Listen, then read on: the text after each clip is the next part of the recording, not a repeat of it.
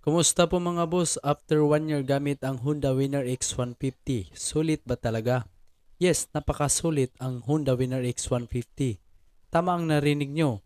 Ito ay pang daily use. Minsan ko lang ito na ilong ride. Nabili ko ang motor na ito last year noong March 16, 2025. Nasa 3,900 plus na ang tinakbo nito at nakatatlong beses na ako nagpalit ng langis sa kasa. Panoorin mo hanggang dulo para malaman mo ang pros and cons review sa motor na ito.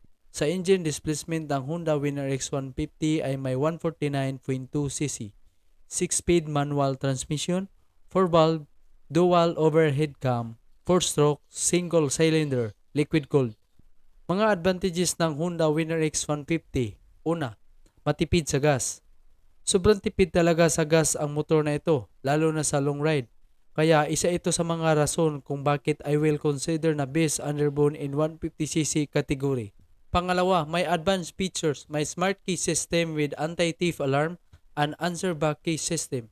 Isa ito sa mga features na nagustuhan ko dahil napaka-convenient na at safe na sa magnanakaw. Pangatlo, may safety features na. Isa din ito sa nagustuhan ko sa Honda Winner X dahil meron na itong angle bang sensor and anti-lock brake system.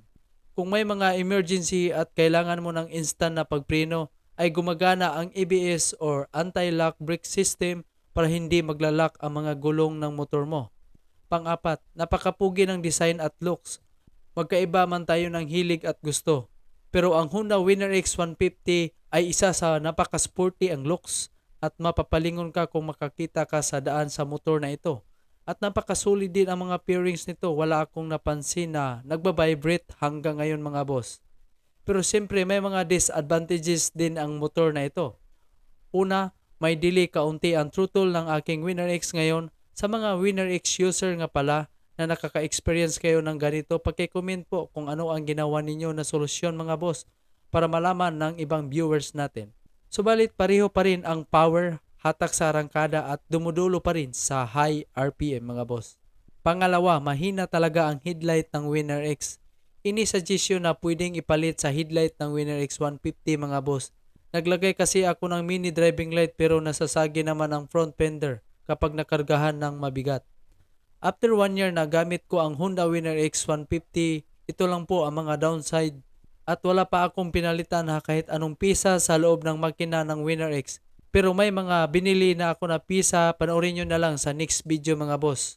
Kung ang tanong mo ngayon, sulit pa rin ba after 1 year ang Honda Winner X150?